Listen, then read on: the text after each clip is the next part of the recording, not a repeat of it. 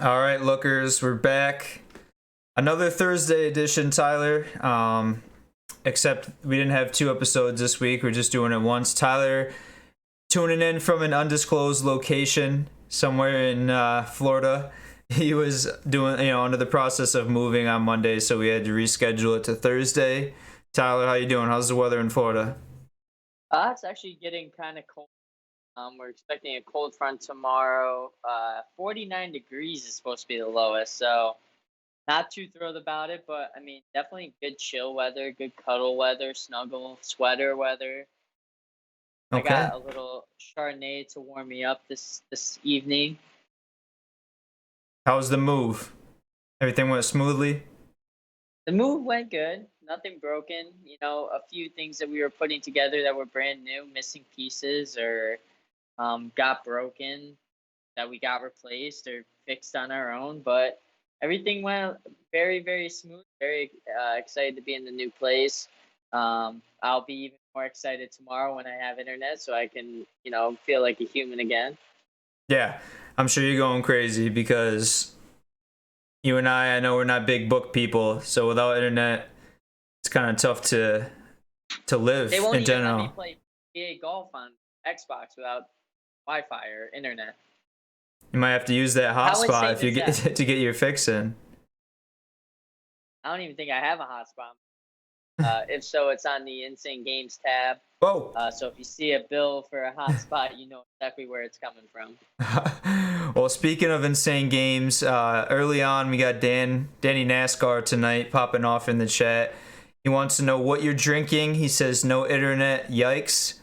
Tyler a book, haha, and now better not Tyler, referring to the charges for the cell phone, I'm assuming. Drinking Chateau Saint Jean, beautiful California 2014 Chardonnay.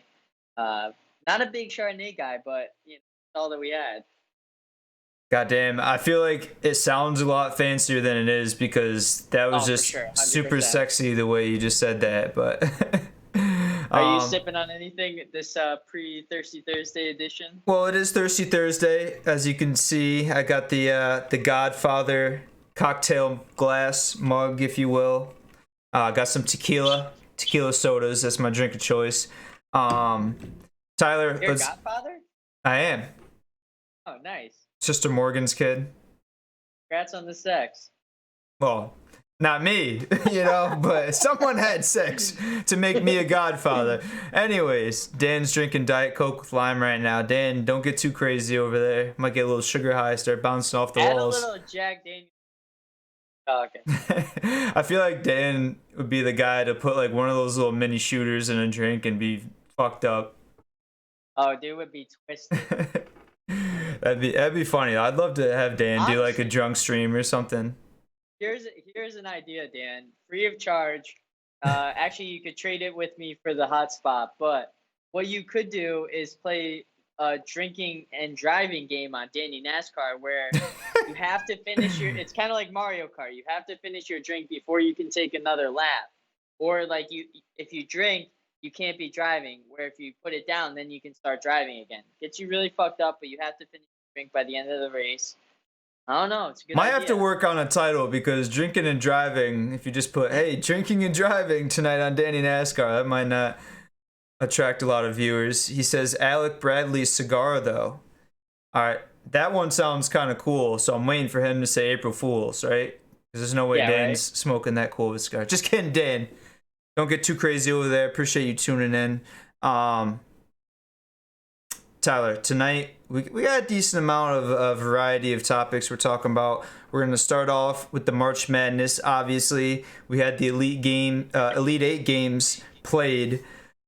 I guess we'll just go top to bottom like we traditionally do. The first matchup we had number one seed Gonzaga, USC. Tyler, USC, a team that you said, oh, Austin, you called, right? They beat Kansas, they beat Oregon, made it to the Elite Eight. I don't know what happened.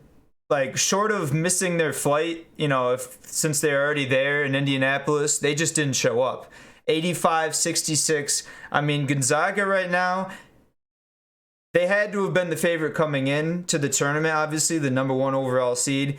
They have to even more be the favorite because they've come out every single game and just kicked the shit out of everyone. No, you're absolutely right. These Pac 12 or Pac 10, they changed it, right? I Well, think it's 12. yeah, Pac 12 teams really showing now. I mean, obviously you got one that's going to the Final Four already in UCLA, which we'll get to. But USC, obviously, like I told you, called it. They were the shock of the tournament for me.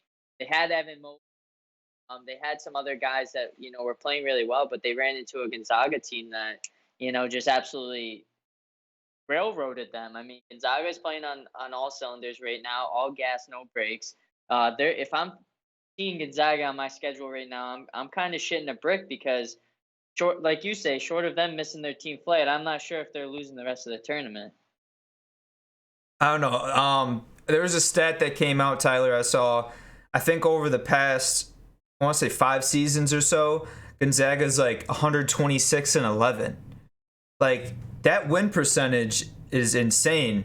The fact that they've only lost 11 games over the past 5 years, I mean, most teams in the nation have 11 losses in one season. Obviously they've never been able to kind of close it out, live up to the hype, and win the NCAA tournament. But I'm thinking like this might be their year. And then also, I mean, if you saw that guy on the team, Tyler, with that crazy handlebar mustache, I mean, that's just electric right there. And they got probably the most dynamic team in terms of looks. They got a lot of funny dudes out there, but they straight ball. I mean, obviously the chemistry's there, and obviously they're doing something right because they're not only scoring 80 points, they're beating teams scoring 80 points and beating them by 20 points. So they're playing good defense. They're playing on both ends of the court. Like I said, they're going to be a very team throughout the rest of the tournament if they don't win it all. Yeah. No, they got to be. I mean, I don't know if we want to get into it right now, but is that your team right now that you're gonna go with for the rest of Over the? so you can see my face. There you go. Get the light on you. No ring light, but he's got the Is that porch better? light. Yeah. Yeah. A little Um. yellow, but it's all good.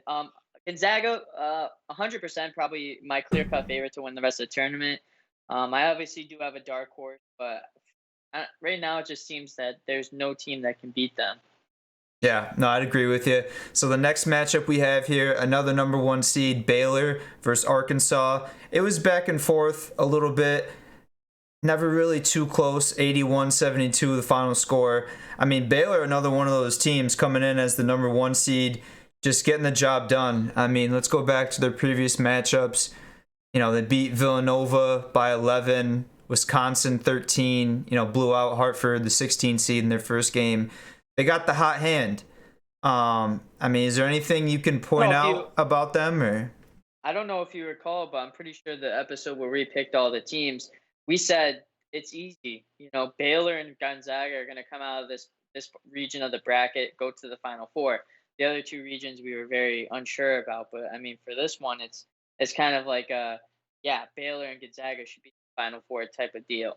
Well, I'm not. we actually didn't pick Gonzaga. If you remember, we had Iowa winning it all, which was in Gonzaga's region. We did go 2 for 4. We have Baylor and Houston, which after all the madness that happened and the upset and all the teams going down, the top seeds, 2 out of 4 in the Final Four, Tyler, isn't too bad. Sure, we had a conversation that Gonzaga and Baylor, it's kind of easy to predict them going to the Final Four, but that's neither here nor there. Baylor, just like Gonzaga, that one of the favorites of the tournament, especially going undefeated from last year. I didn't really have high cards for Arkansas. I thought they were a very physical team, played great defense, but when you got guys on Baylor that even match up better defensively and can score, in the interior and exterior, it's going to be hard getting past them. I mean, is that even a fun national championship though? Like 2 number one seeds, the main, the teams that were kind of picked all along. I feel like I like a little disparity in there.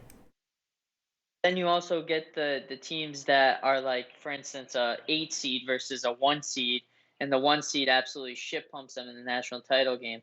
Let me give you an example of a 1 versus 1 that was an absolute, bona fide game of the century for NCAA tournament was Memphis versus Kansas back when D Rose was D on Rose. Memphis. Number one seed versus number one seed went down to the final minute. I remember it was on a Sports Illustrated article the week after with D Rose shooting a shot over Mario Chalmers. Absolute thriller. I mean, I think that's what everybody wants upsets, right, Austin? The thing is Yeah. that everybody also wants a great national title game, and I feel like right now the only way we're going to get an absolute great national title game is if it's Gonzaga versus Baylor. Yeah, that's definitely one way to look at it. I mean, there still is one, lower seed here, Cinderella, if you will. I don't know. I have a weird problem with calling a, Power Five conference school a Cinderella because yeah, UCLA is the 11 seed, but they're not like a Cinderella school. Like if Oral Roberts had somehow snuck out that win versus Arkansas, beat Baylor, that would have been a true Cinderella, especially at the 15 seed, maybe the best Cinderella we've ever seen. But obviously, we can't live in the past, Tyler, as you like to remind me and think about what could have been. What is here is UCLA advancing over Michigan, Tyler, in a very close game, 51-49. I mean, Michigan, they kind of held their own throughout the whole game, but you just always had that feeling that as long as UCLA was within striking distance, they may pull this one out. And obviously, come to happen that they did end up winning the game. Michigan, I think, is a very young, soft team. And even on the first show that we had about the tournament this year, we even said that we weren't even sure about them. Hell, we even had, Georgetown possibly beating them at one point. I don't think that they were a proven number one seed. I thought they were great, but I didn't think that they were ready to take the next level. But hats off goes to UCLA. I mean, this has to be the first team to go to the Final Four that had a play-in game since they've introduced two more playing games or introduced the playing games. Johnny Juzang, he's popping off. I actually just read an article on him not too long ago. I didn't know that he went to Kentucky, then transferred out. He was going to be under the tutelage of Calipari, and then he transferred to UCLA, which was his, dream school of quote unquote. The guy is a bona fide NBA stud. He'll probably come out this year, be a first round overall pick.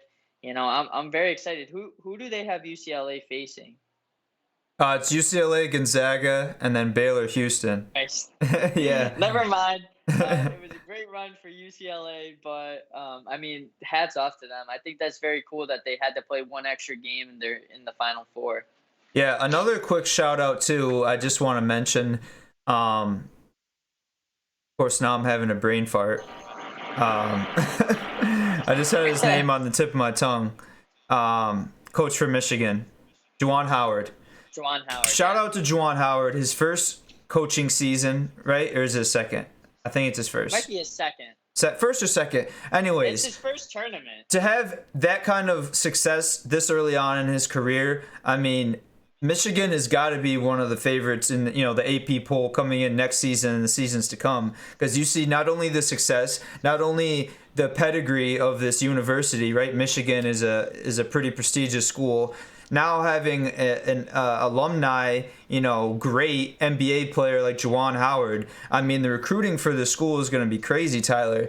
We've seen it in the past with old players coming back, hasn't really worked out that well. But I mean, you see it with him. You see it with Patrick Ewing, right, in Georgetown. They had Penny Hardaway. Right, Penny Hardaway. I mean, I could see this being kind of the new trend. I mean, you imagine if Ray Allen goes to coach at UConn, right? Maybe not him. He's a little bit younger, but like Carmelo Anthony at Syracuse. I have one pick. We'll talk about it in the next segment with Roy Williams. That goes hand in hand with what we're saying right here.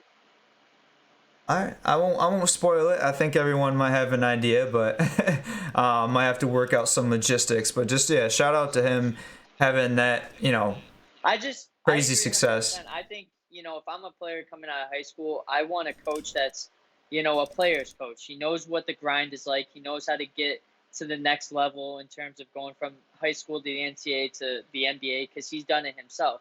He knows the tools to do it. a lot of these coaches that are NBA players seem like very down to earth guys, and honestly, a lot of them don't even they're not even doing it for the money. They got paid. They got money. Yeah. They're doing it to have fun, to experience something, to teach kids, to make them better, to feel that inner growth within themselves. It's not all about money to them. It's about making players better. So Yeah. that's a guy that I would love to play for. I feel like that kind of goes hand in hand with like commentators. Like I don't care how many hours you spend watching film or crunching stats. Like I'm always gonna listen to an ex-player over, Right. just a straight up analyst. Like Tony Romo could be like, first and 10, like, oh, this should fucking punt it here, and I'd be like, oh, you're right, Tony. You know more than anyone else. I love listening to Shaq, Kenny, Chuck, those guys. So that's just kind of how I feel. The last matchup, Tyler, we almost had another potential double-digit seed Cinderella, but unfortunately, Oregon State went down. Another Pac-12 team made it to the Elite Eight, so Pac-12 definitely showed out this tournament. But Houston, I mean, Houston's a team. They came in, beat Cleveland State easily, first round, had a close one against Rutgers, but then they bounced back and they beat Syracuse pretty handily. Who people were thinking, oh, Syracuse, they upset West Virginia. They got a good squad. They're going to be the Cinderella this year. I forget what's his name. He had an injury, one of their star players for Houston. I think he ended up playing, had himself a pretty decent game. And, I mean, they're showing why they're the number 2 seed, Tyler. I might have to just, like, stick with my gut on this one. Obviously, we picked Houston in our bracket before the whole tournament started. And for them to make it this far, overcoming the tenacity, injuries, close games they've closed out, I think I might have to pick them over Baylor. I mean, if we're making our picks right now for the Final Four, since No Look podcast will be on Monday, right before the final game, um, my final national championship pick has to be Gonzaga versus Baylor. I love this Houston team. Like you said, they're scrappy. They play a great defense. They have multiple scorers. They don't have just one guy that they go through. They have Grimes. They have the guy in that center. I want to say Fabian White Jr.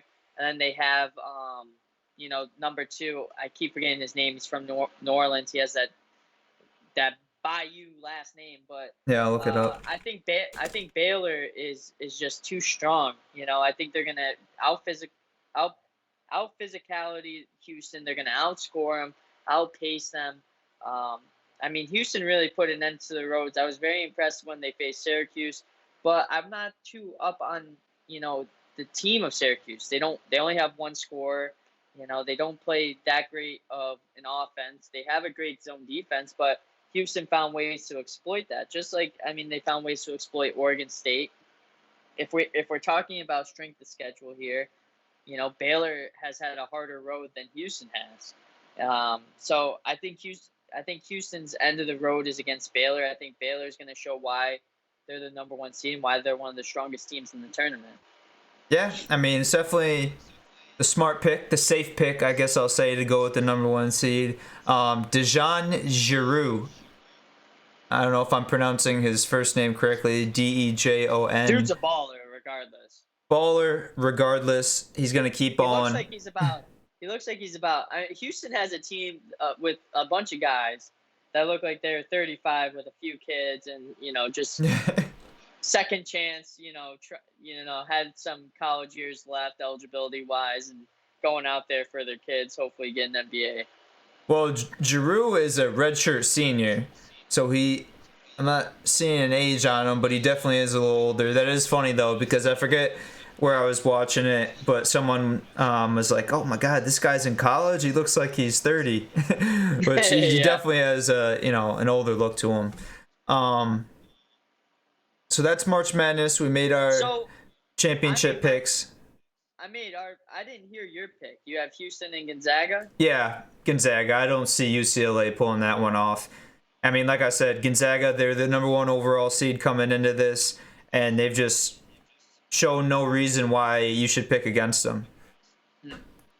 I like that pick. I mean, either way, I think it's Gonzaga versus whoever, and I would be fine with it. Yeah. I feel like you have to have Gonzaga in there for it to be a good national championship game. I feel like UCLA could have a good national championship game. It's just like everything has to go right for them in order for it to be a good national championship game. Like every shot has to fall. I feel like they just got a little bit more firepower than Baylor. I mean, let's see. Baylor, they put up 81, 62, 76, 79. Houston, yeah, they haven't got out of the 60s other than their first game. So they're going to have to shoot the ball well against Baylor, who, held their opponents to 55, 63, 51, 72 against, a good Arkansas team. But I'm thinking that one will be a shootout. I think it's going to be a good game, Houston versus Baylor. I mean, definitely Battle of Texas. Yeah, no, that's true. Somebody's got to be number one in Texas. Yeah, someone's got to come out on top. Speaking of going out, we'll segue into Tyler if you want to get into the situation in Chapel Hill. Roy Williams retiring today. Announced his retirement from UNC. I mean, a lot of guys in the NCAA, you see, only coached one team. Roy Williams, a lot of people are saying had two Hall of Fame careers and one career. One at Kansas, one at UNC. I mean, at Kansas, he went to a national championship, I think, a few times, and did he win one at Kansas? I know he won two for sure at UNC. I don't think so. Championship in 03, faced Melo and Yeah, Syracuse and no. lost. I know that. But either way, he's a three-time national champion. Has a plethora of players that went into the NBA. A lot of great names under him. He was one of those guys. I was thinking this the other day actually, and it's funny that he retired. I was like, Roy Williams is getting old because he had a lot of gray hair even back in 03 when he was facing Melo. I'm like, when is this guy ever going to retire? And then he comes out and says, oh, yeah, I'm retiring from UNC. Hey, Tyler, that's just kind of the way it goes. Like, you either get gray white hair or you have no hair. So, I mean, Yeah. I'll take the gray white hair, early 40s, whatnot. Yeah, Roy Williams, definitely Hall of Fame coach, 3 national titles in his tenure at North Carolina. Obviously, not everyone gets to end on a high note, winning the big game right off into the sunset. But for me, it's just tough to see a coach, with his, history, his resume, just go out getting bounced in the first round, Tyler, of the NCAA tournament. Kind of leaves a bad taste in my mouth. Obviously, that's not what they're going to remember him for. But to have that kind of be his last hoorah, that kind of sucks. As you said, he is a little older. He's 70. He did retire, but we've seen coaches retire, come out of retirement. Do you think he goes anywhere else, or we've seen the last of Roy Williams? No, I think Roy Williams is done. I mean, especially having a court named after him in Chapel Hill, I think that kind of, that was his last stop before he was done. But can I give you who I think is going to potentially replace Roy Williams? So let's rephrase this. Let's make sure you're conscious of the words you're saying. This is who you think will replace him, or you hope is going to replace him? Who I think is going to replace him. Okay. Who is it? Vince Carter. Oh, not where I thought you were going with. I thought you were going to say Michael Jordan. Everybody thought Michael Jordan. Everybody wants to go Michael Jordan. He's an owner of the Charlotte Hornets. He's busy, making billions of dollars every week. Vince Carter just retired from the NBA last year, has, a little bit of free time on his hands, see his boy Juwan Howard, Penny Hardaway, Mike Miller, all these guys coaching in the NCAA. He's like, hey, why can't I get in on that? Yeah. That's not a bad pick. Who I know is going to be UNC's coach is Hubert Davis, the guy that was behind Roy Williams for 10 years. But yeah, I don't know. I could train. He doesn't have as much flair to him, right? Vince Carter comes in. You're gonna get so many more recruits just by the name. I mean, obviously he's got some basketball knowledge. He could go in there, be the player's coach. You know, maybe if they keep on the assistant coach, who's kind of been a part of that system for a while and can help him out. But hearing you say that just made me, for some reason, have someone else pop into my head who I think would be a good coach at Duke. Tyler, Shane Battier, Oh, that would be a good one. a defensive-minded guy. I just feel like he was always like a student of the game. You know, kind of didn't really rely on athletic ability, but he was definitely a little bit crafty. Played the game really well. See, when I see Duke head coaches, if I'm thinking a player, I'm thinking JJ Redick. Ah, nah, I don't A think so. classic Dookie. Won a lot with Duke. I think he won a national championship with Duke. He just oozes Duke to me. I mean, yeah, there's kind of like two Duke. Nah, I don't know how I want to word this, but he's kind of like one of the prototypical players you'd see go through Duke. I just don't know if he has what it takes as a coaching. You know, he's also obviously had a long career and he's played well in the NBA, but I just don't think he knows all the ins and outs. Like he's been a spot up shooter his whole career. He's never really been a defensive minded guy, someone that they've relied on that end of the floor. Yeah, but I you don't act know. like you act like these guys don't go to the same training camps as people who are defensive minded people or who know how to do big man moves and stuff like that. I mean, he's worked with pros his whole entire career. I mean, I think he would be a good coach, but I mean, back to what I was saying, Vince Carter at UNC would be dope. I think that he could bring a lot of great recruits to UNC, bring them back to the promised land, of always landing the best of the best. Um, I I would love to see it. Yeah, I mean, like you said, we can all hope. That'd definitely be something cool to see Vince Carter back at Chapel Hill. Tyler, do you want to get into our talking baseball segment? Yeah. So the MLB opened their season today, correct? Yeah, Yankees versus Blue Jays. I think it already happened. All right, and that was talking baseball. I was talking baseball. um, so I think we had two more main topics on the docket. Do you want to get into the more sports related topic or the other Yeah, one? yeah, yeah. Let's stick with basketball. Being a Brooklyn Nets fan through and through from the day I first saw basketball go through the hoop. Your Brooklyn Nets, my Brooklyn Nets, in first place for the first time since 2003. This late into the season, back in 2003, we didn't make it to the NBA Finals, but we were coming off two final appearances back to back with Jason Kidd, Richard Jefferson, Kerry Kittles. I could keep going, but I'm not gonna. Um, Kyrie Irving, James Harden, balling out. James Harden was just named back-to-back Player of the Month.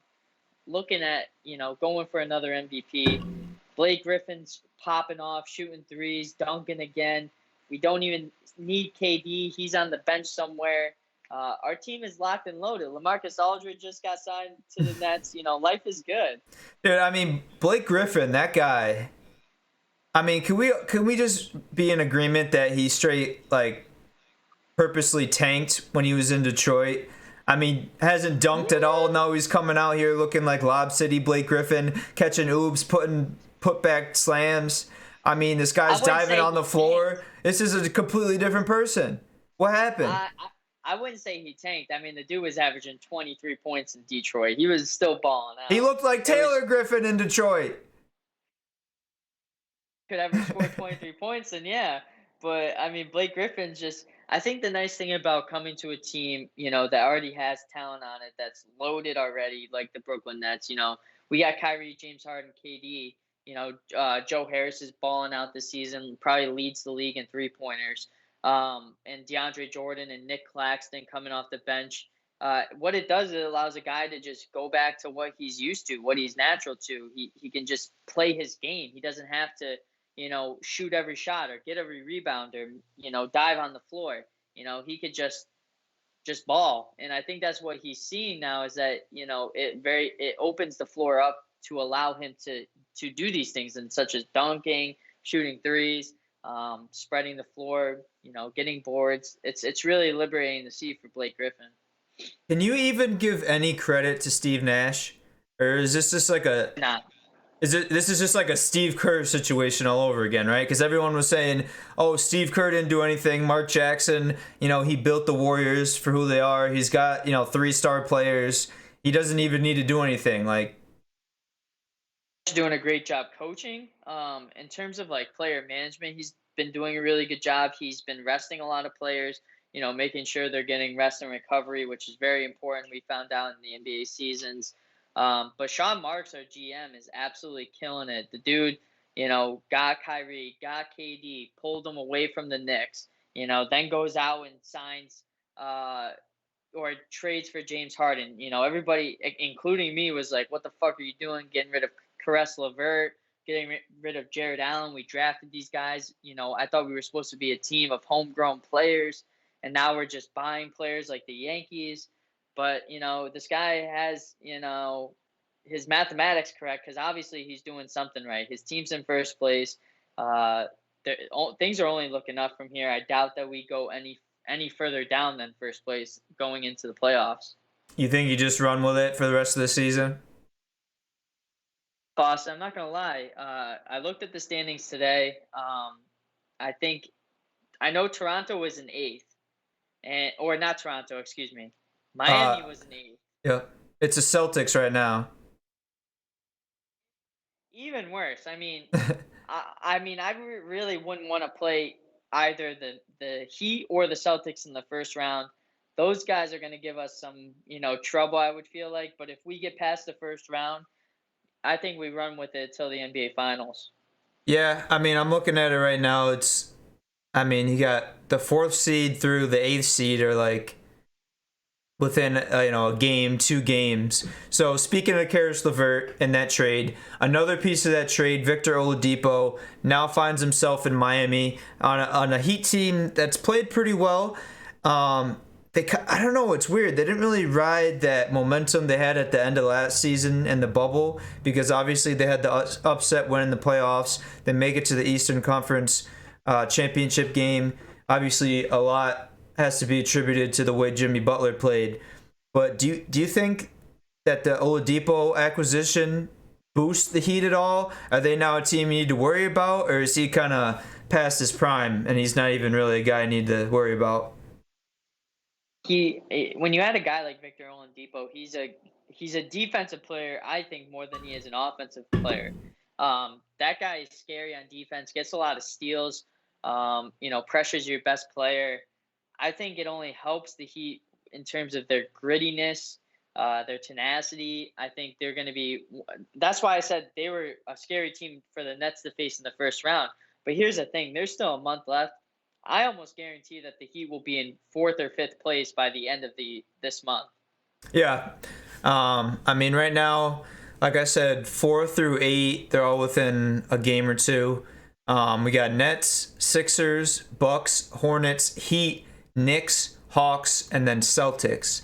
Whereas the Hornets don't even have LaMelo Ball. They're probably their second best player this season.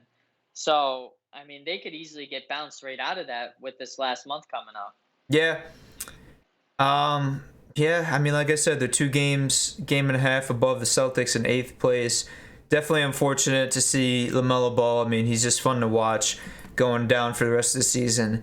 On the other side, Tyler, in the Western Conference, we have the Jazz in first, and then the Suns. The Suns, pretty surprising, which, before I get in the rest of this, Tyler, we talk about it, and I know it's been mentioned before about Devin Booker, right? Wasn't even originally part of the All-Star team. This dude has got to be one of the most underrated players I've seen. I'm going to go out on a limb and say even more so than Dame Lillard. Dame Lillard, right, he's been in the league a little bit longer. He's got a little bit more of a resume. But I think Devin Booker is the best all-around scorer in the NBA right now. Tyler, too crazy to say. How many people, we're talking about in history, have put up 70 points in a single basketball game? You can say, it was against, a Celtics team and they didn't have their starters, and I don't care. to shoot and make that many shots and end up with 70 plus points. I think he had 71. I mean, who is it? Wilt, Kobe, and Devin Booker? I don't think MJ ever got 70. I mean, this guy, he can shoot, he can drive, pull up, run off a screen. The stuff that he can do, and I think what gets overlooked is that he does it so effortlessly. I try to make a word. Effortlessly. I mean, he just goes out there, he doesn't drop a bead of sweat, and he's dropping 30 points. What goes overlooked is that he plays in a small market. I mean, you put Devin Booker in Miami, you put Devin Booker in New York City. I mean, this guy's going to be a perennial all-star scoring the way he scores in Phoenix. But, because he's in Phoenix, because Dame Lillard's in Portland, you run into these things where they're then overlooked by bigger market teams. But no, I agree 100%. I mean, Devin Booker, I'm glad he's finally, got a good team with CP3, with DeAndre Ayton. I forget who else they have on their team, but he's putting together a good team, putting together a good run. Last night I think he scored 45 on the Bulls or something like that. Yeah. They're just balling out, and they're showing why they deserve to be in a playoff contention. So it's good to see. I love the disparity. I hate seeing teams in there every single year. The Suns were always fun to watch with Amari Stoudemire, Steve Nash, Leandro Barbosa. Yeah. So it's good to see them back in there for sure. Good to see him in there. Like I said, Jazz 1, Suns 2. But Tyler, I mean, we know who it's going to be. Right now we got 3 Clippers and then the 4 Lakers. Obviously, I mean, it's like the Warriors. Like, they didn't come in first every season, but you knew who was going to represent the Western Conference in the finals. Right now, it's looking like the Lakers. They just acquired Andre Drummond. They pretty much brought back everyone from last year besides Rondo. I can't think of anyone else who really that was part of their team that they're missing. I mean, I'm going to go hand up, Tyler. I don't know. I'm going to go hand up and say I don't like, I've been one to preach. I don't like seeing the same teams, and I always like to bag on you about your favorite teams. But I would thoroughly enjoy a 7-game series between the Los Angeles Lakers and the Brooklyn Nets. LeBron, KD, the best 2 players in the NBA. You got Kyrie back against LeBron, James Harden in the championship game, Anthony Davis, all these big name guys. And, Andre Drummond, right? Not a big part of that team, but I'm a UConn fan. I'm definitely going to be rooting for him to win a championship, but that would just be a great series. Right now, it's tough to see the Lakers doing well. LeBron James on an injury, Anthony Davis on an injury. How do they respond to those injuries is really my question. I could see, a Jazz team or a Suns team or, even a Clippers team making a run and, knocking out an injury-ridden Lakers team. Granted, I would love to see, like I said before, the Lakers versus Nets in the NBA Finals. That way I could tell Big Tim, exactly what happened back in 2001 where you laughed in my face. It's my turn to laugh in your face. And plus, I would love to see the Nets beat the Lakers for their first NBA championship in NBA history for them. So, no, I agree wholeheartedly. I would love to see that. Granted, I would also love to see, the Jazz or the Suns or even the Clippers in the finals. But who is going to beat the Lakers full health? Nobody. So you're agreeing with me that if LeBron and AD are out there every game, then no one's going to beat them in a series? If they're fully healthy, absolutely. You're right. Yeah. I'm glad we can come to that agreement because you're starting to act a little crazy there. The rest of the standings in the playoffs right now, Nuggets 5, Blazers 6, Mavs 7, Spurs 8. I mean, Luka Doncic is he's just crazy to watch. The moves this guy makes, Tyler, I mean, he's hitting like between the legs step back that you'd see at a local YMCA, and he just drains them. Like, how can you defend this guy? No, I think the best play that I've seen from Luka Doncic was where he faked like he was shooting and then passed behind his back to the guy. So like literally a jump shot pass Oh to yeah, the he guy was like, directly "Woo." behind him. It was incredible to watch. It was the guy is fun to watch. I think once LeBron leaves the league, it's Luka Doncic's league to lose, I think. Tyler, maybe some new no look merch with the Luca. It's maybe not a traditional no look, but I mean clearly if he's throwing it behind him, his eyes are in the front. I'm no fucking scientist, but I think that's a no look. I mean, I would say, Austin, that would be a amazing no look pass. I mean, some would say even one of the best of the 2021 season. I would have to be one of the people that would say that, because I would definitely say that's the best no look pass. So that was NBA. I don't think we had any more specific sporting news, right? Not much going on in the NFL world.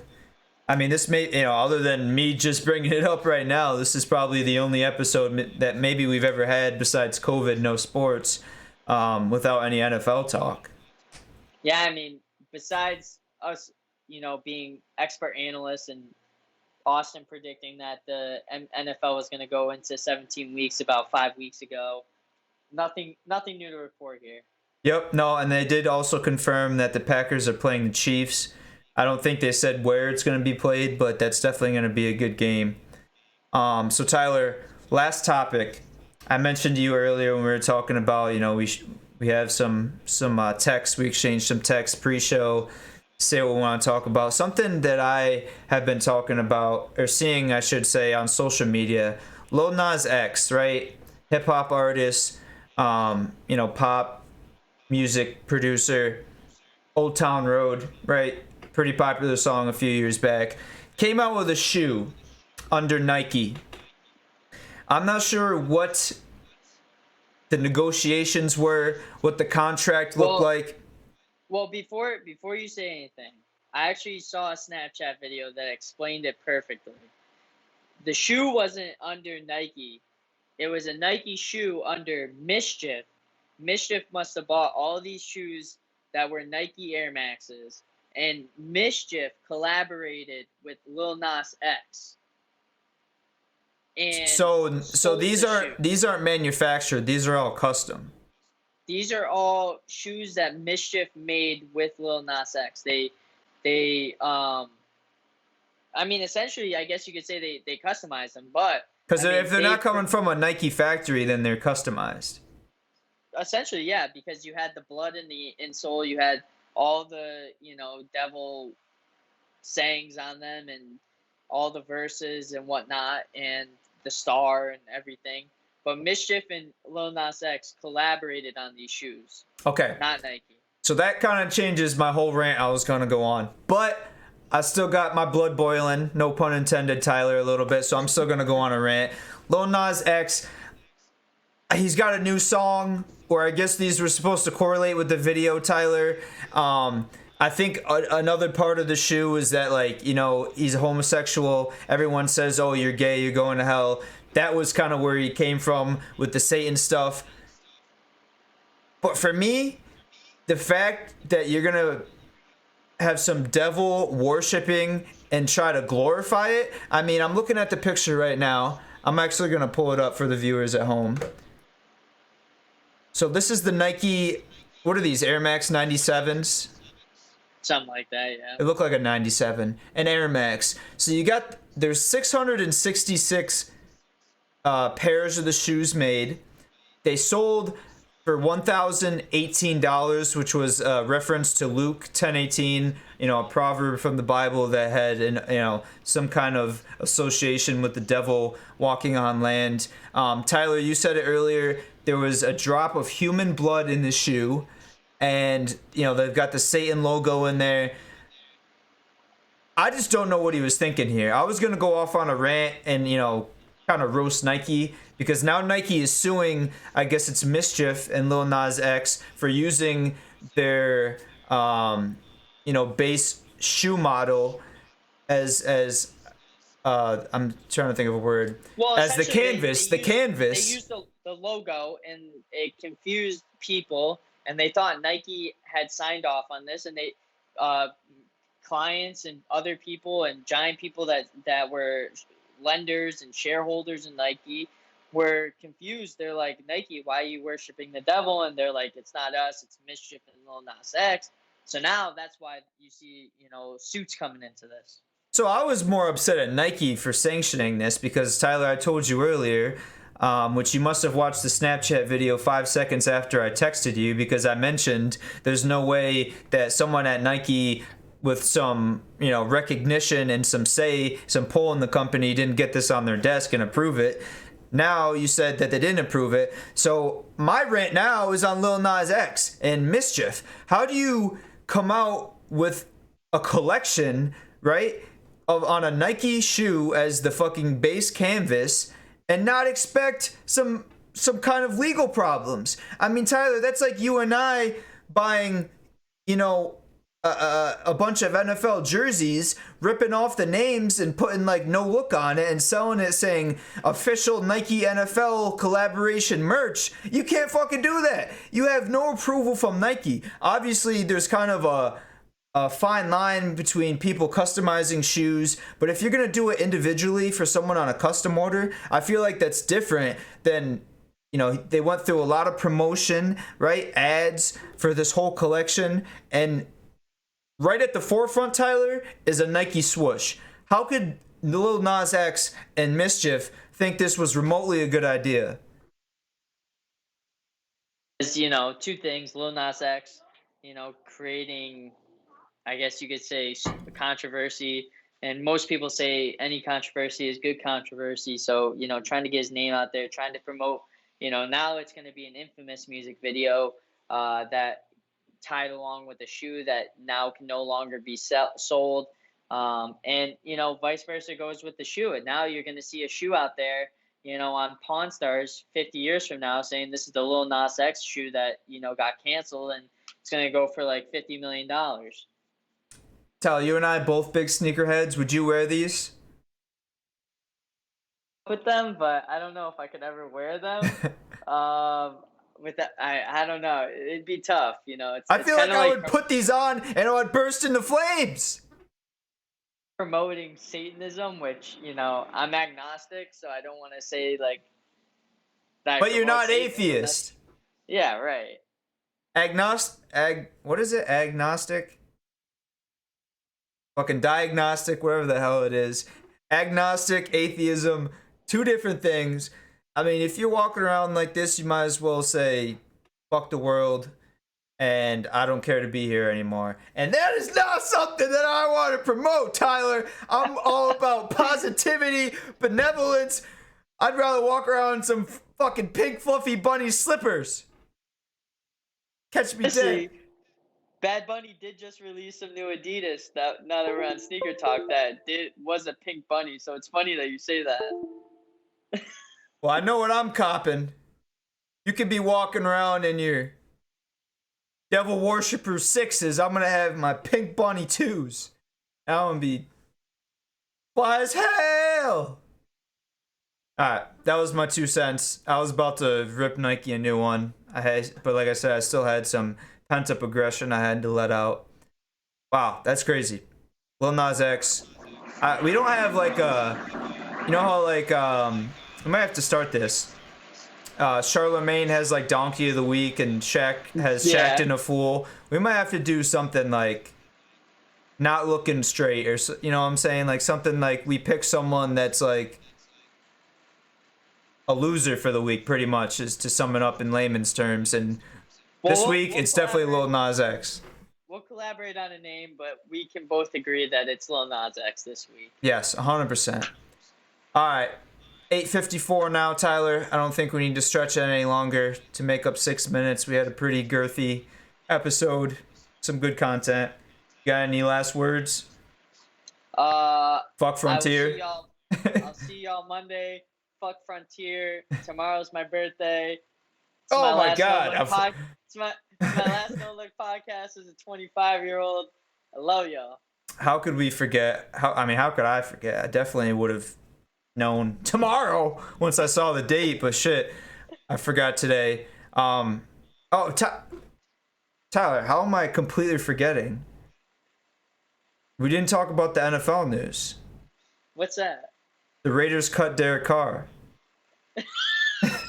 April Fools, bitch! Oh, okay, I had to get you didn't see the that. NFL news? Devontae Adams got traded to the Raiders to re-sign with Derek Carr back in the old college days. Bro, April Fools! I didn't even know it was April. The fucking time now goes by like a goddamn one of those little sand dial things. So I saw this little rant. I saw this TikTok the other day about like 2021, and one of them was like, do you feel like time is moving fast and you don't have a lot of internet connection and all these other things? And it's just like, yeah, I do feel like I don't have a lot of internet connection, especially now. No pun I'm sorry, intended. Charlie. But the time has been going really fast. It's crazy. It's already April. I know. Fuck, I've already been up in Lake George for a year now, man. It's crazy to think about. But yes, Wow. happy early birthday, Tyler. Everyone, Thank all you, the brother. lookers at home, make sure you wish Tyler a happy birthday, Hey. whether it's... It's a Charlie appearance. See, Charlie? Charlie, you want a cup on the no look? Come here. Oh, she said nah. She went to the couch. Oh well. All right. Pussy licks on the couch, No Charlie. pussy licks at my bed. Oh, sorry. She thinks I'm yelling at her. I can't do it. I'm gonna have to cuddle her for a second. But I'll be right back. It's still Thirsty Thursday. Unfortunately, Tyler will not be joining me because he does not have internet. But he'll be back Monday. Adios. We'll be right back. Love you.